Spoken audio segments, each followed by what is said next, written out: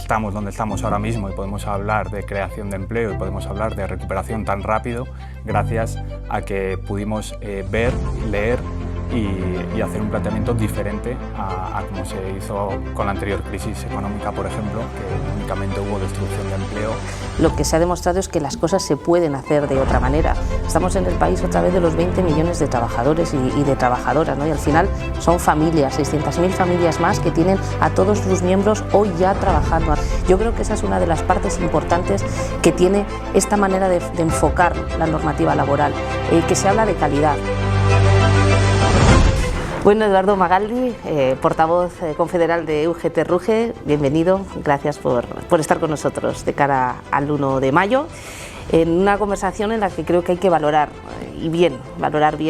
todos los cambios que están pasando en el mercado laboral en nuestro país. Es verdad que la reforma laboral supone un hito fundamentalmente para todos aquellos que llevan tantos años pasándolo mal, mujeres, jóvenes, la temporalidad, la precariedad.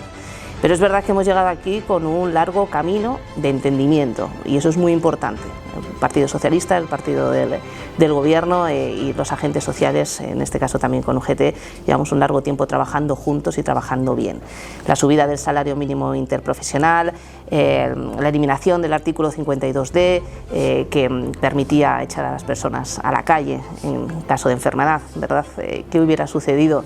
a esas 240.000 personas que estas pasadas Navidades cogieron COVID, que hubieran sido susceptibles de ser despedidas si no fuera por esas medidas que se están poniendo en marcha en nuestro mercado laboral? ¿Qué decir, evidentemente, de todo lo que tiene que ver con acabar con la precariedad, con la prevalencia del convenio del sector frente de empresa, con la recuperación de la negociación colectiva, con la puesta en marcha de los ERTEs que han salvado más de 3,5 millones de trabajadores de puestos de trabajo en nuestro país en estos 2 años tan difíciles, ¿no? Yo creo que venimos de un largo camino, quedan muchas cosas por hacer, pero es verdad que también este 1 de mayo nos tiene que servir para poner en valor, claro que sí, lo que se hace bien, lo que se hace de manera consensuada, lo que somos capaces de hacer por encima del ruido, de la polarización y sobre todo muchísimas gracias porque en este caso la Unión General de Trabajadores, como siempre, ha estado a la altura, ha estado por encima de las circunstancias difíciles que hemos vivido, arrimando el hombro como siempre en beneficio de las personas trabajadoras de este país. Yo también os tengo que agradecer el hacer un encuentro así, ¿no? para pararnos y analizar, porque muchas veces parece que si no te paras y no analizas, no ves todo el background que viene y todo lo que hemos hecho, y está bien parar, sentarse y analizar perfectamente como acabas de definir, pues todas las medidas que hemos hecho que al final han afectado y han marcado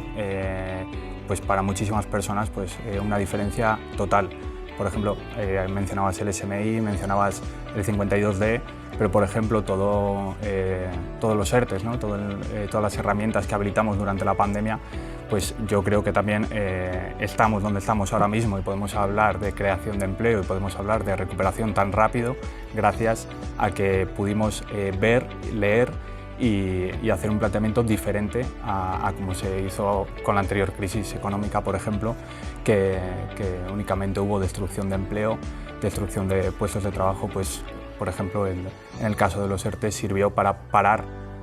pausar, asumió el Estado esa responsabilidad con los trabajadores para que después, una vez que pasó la pandemia, fueran recuperando sus puestos de trabajo y volver otra vez a la actividad económica.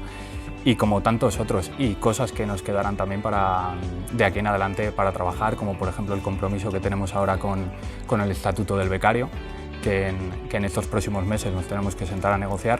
y que para nosotros los jóvenes desde RUGE creemos que terminamos de cerrar todo el planteamiento normativo para dar todas las garantías, total garantía a la gente joven de este país. La reforma introducía muchísimas medidas de contratación, acababa con mucha temporalidad que era completamente fraudulenta, acababa con muchos contratos en prácticas mal formulados, pero falta esa pata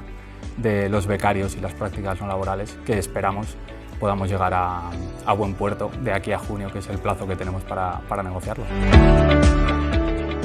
Es lo que comentas, al final lo que se ha demostrado es que las cosas se pueden hacer de otra manera. Es que con la situación tan complicada que seguimos viviendo, se acaba el COVID, comienza la guerra, estamos en el país otra vez de los 20 millones de trabajadores y de trabajadoras, ¿no? Y al final un número así siempre parece algo frío, pero tenemos que hablar, esto son historias, son familias, 600.000 familias más que tienen a todos sus miembros hoy ya trabajando, han recuperado sus trabajos, no se ha destruido empleo. Yo creo que esa es una de las partes importantes que tiene esta manera de enfocar la normativa laboral, que se habla de calidad. Los datos son importantes, los datos a veces sirven para tirarse los unos a los otros, pero yo creo que el enfoque es positivo, hablar de las personas, de la familia, de la calidad que hay detrás, ¿no? Y por eso decía 20 millones de trabajadores, y estamos hablando de que en un año con la que estamos viviendo hay casi 1 millón de desempleados menos. Es que estamos hablando de que este país ha sido miserable realmente, porque se han estado firmando más de 20 millones de contratos temporales al año, de los cuales 6 millones duran una semana. Es absolutamente lamentable y de todo eso el 40% duran 5 días. ¿Por qué? La trampa que se permitió en la reforma laboral del Partido Popular de 2012, contratar el lunes, echarte el viernes para no tener que pagar los seguros del fin de semana. Pues oiga, eso se acabó y eso es una cuestión de calidad y de calidez, ¿no? de estar apoyando también los proyectos de vida de la gente, porque ¿qué significa esta reforma laboral? Apostar por la contratación indefinida, limitar la temporal y generar nuevas condiciones para los fijos discontinuos. Y cuando hablamos de esto, que parece que queda muy bonito, lo que al final estamos hablando es de que un chaval tenga la posibilidad de ir a pedir un alquiler, una hipoteca o comprarse un coche o una moto con un contrato debajo llevando en el brazo un contrato indefinido. Y es que eso es calidad para poner en marcha proyectos de vida, ¿no? Yo creo que en eso es en lo que hay que estar, ese es el fondo. Los números son muy importantes, los acuerdos políticos con los agentes sociales son fundamentales, pero sobre todo yo creo que el gran objetivo y que se está consiguiendo ya de esta nueva reforma laboral es pensar en la calidad de vida de la gente, en dar seguridad, en dar certidumbre y con yo creo que un mensaje multidimensional, tanto para ese joven que quiere hacer su proyecto de vida como para esos padres que se han esforzado durante tantos años para que sus hijos estudien y que se encuentran en un mercado laboral con parcialidad no deseada, con contratos basura y no alineados con su cualificación profesional. Yo no digo que esta reforma laboral sea la varita mágica que va a acabar con todos los problemas del mercado laboral, que en este país son muchos, pero oiga, creo que nos ponemos las bases de una manera muy empática con la gente que de verdad quiere luchar por un proyecto de vida, quiere aportar a nuestro país y que quiere hacerlo en condiciones de seguridad y certidumbre, ¿no? Yo creo que estamos de acuerdo, hay muchas cosas que hacer, ese estatuto del becario es fundamental y es una de las cosas importantes que hace esta reforma laboral, que marca con claridad muchas cosas, pero sobre todo que abre la puerta a recuperar derechos que llevaban muchos tiempos perdidos y en ese caso el estatuto del becario, que dentro de unos meses tiene que estar ya funcionando y que tiene que abrirse de nuevo, claro que sí, porque ha funcionado al diálogo social, pues tiene que resolver muchas de las cuestiones que están demandando fundamentalmente la gente joven. Pero mira, estos mismos días hemos visto la capacidad de reaccionar, ¿no? a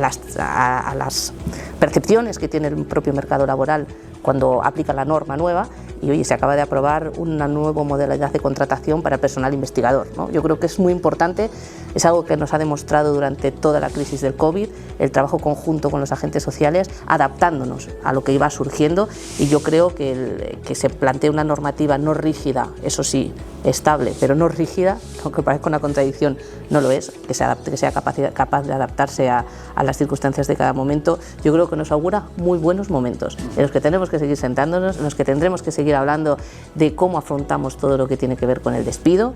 porque es verdad que mucha gente decía, bueno, nos falta hablar de despido en esta reforma laboral y si es cierto que eso nunca formó parte de la mesa negociadora, yo sí que quisiera decir que evidentemente el que te den unos números, unos días o no por despido es importante, claro que sí, pero yo creo que fundamentalmente lo que la gente quiere es que no le despidan. Y esto es lo que favorece esta reforma laboral, que haya estabilidad en el trabajo y que, oye, que el despido sea la última posibilidad, ¿no? Ahí está también el mecanismo RED, un mecanismo que viene de este buen trabajo que se ha realizado estos meses junto a vosotros. Bueno, lo que comentabas de al final, de que si la reforma laboral o no está trayendo buenos datos, que por suerte sí, los estamos viendo en estos primeros meses, también que haya muchos agoreros, que siempre nos vienen con que si tomamos medidas más proteccionistas para los trabajadores, las empresas o se van a ir o van a destruir empleo o no se va a crear, y después los datos son los que son. Con el SMI nos lo venían diciendo y año tras año hemos ido demostrando que se va creando empleo, subiendo el SMI. Y con la reforma está sucediendo lo mismo. Decían que ahora las empresas iban a tener miedo a contratar, porque claro, si les quitamos los contratos temporales, ahora iba a haber un periodo que no sabía qué iban a hacer. Bueno, pues ha subido la contratación indefinida. Ha subido este último mes, en el mes de marzo, ha subido al 30% los contratos indefinidos que se han creado. Pero es que si nos centramos en el de las personas jóvenes, ha subido la contratación de personas jóvenes indefinida en un 60%. Es que es una barbaridad. Por tanto, al final se está demostrando que se va creando empleo. Además, ya no solo el tipo de contratos, sino que ha aumentado el número de empleos en nuestro país. Por tanto, esto lo que demuestra es que la gente, pero también las empresas, quieren un modelo, una normativa que dé certidumbre. Otro de los puntos que también critican es el fijo discontinuo y lo critican por ambos lados. Por un lado, que si va a ser demasiado rígido para las empresas y que son recelosas de hacer ese tipo de contrato, pero también nos ha venido por el otro lado diciendo que no es suficiente el fijo discontinuo. Pues el fijo discontinuo para el mercado laboral actual que tenemos en España, que depende mucho de la estacionalidad, es el mejor modelo de contrato que podemos tener para dar esa contratación segura, esa certidumbre a la gente, pero en los periodos en los que no hay actividad no le podemos decir a una empresa que continúe teniendo una persona si no tiene actividad, como nos están criticando por un lado, pero por el otro lado, cuando nos dicen que las empresas son recelosas, es que tener una persona contratada fija, que sabe que el año que viene va a venir esa persona, la va a dar formación, va a tener mayor prevención de riesgos laborales, hay un sentimiento de pertenencia a ese puesto de trabajo y se va a profesionalizar muchas profesiones que antes igual una persona aparecía, cogía ese contrato y como sabía que igual no continuaba el año siguiente, pues no se profesionalizaba tanto y eso lo va a traer el contrato fijo discontinuo. Por eso a nosotros nos parece que es el mejor mecanismo, repito, para este modelo que tenemos actualmente. Desde luego que hay que desarrollar otros sectores que tienen que traer otro tipo de empleo. Quizás no tenemos que apostar tanto o tener tanto los huevos en la cesta del turismo, sino que hay que repartirlo, ¿no?, en otros sectores para traer esa contratación indefinida que también hay que potenciar. Eso es, yo creo que hay que llegar a ese círculo, ¿no? Buenos trabajos, buenas empresas. Yo creo que el compromiso en ese sentido es compartido y no hay otra manera de crecer. Dejemos los agoreros atrás, yo creo que hay que dejar los ruidos atrás, esos que decían que el SMI no creaba empleo, esos que decían que los ERE se iban a convertir en ERTES. Yo creo que este es el camino de poner por encima los intereses de las personas, de los trabajadores de este país, de las empresas también de este país, que lo que quieren es trabajar con las mismas condiciones y con certidumbre y seguridad, y yo creo que ese es el camino, ¿no? Yo creo que la labor ha comenzado con mucha fuerza, que tenemos muchos pasos que seguir dando, pero que yo creo que hay que lanzar un mensaje sobre todo a las personas trabajadoras, a los jóvenes trabajadores, a las personas que quieren encontrar su primer empleo, que vamos a hacer todo lo posible para que esa oportunidad se convierta en un proyecto de vida real. Así que, Eduardo, muchísimas gracias. Gracias a vosotros.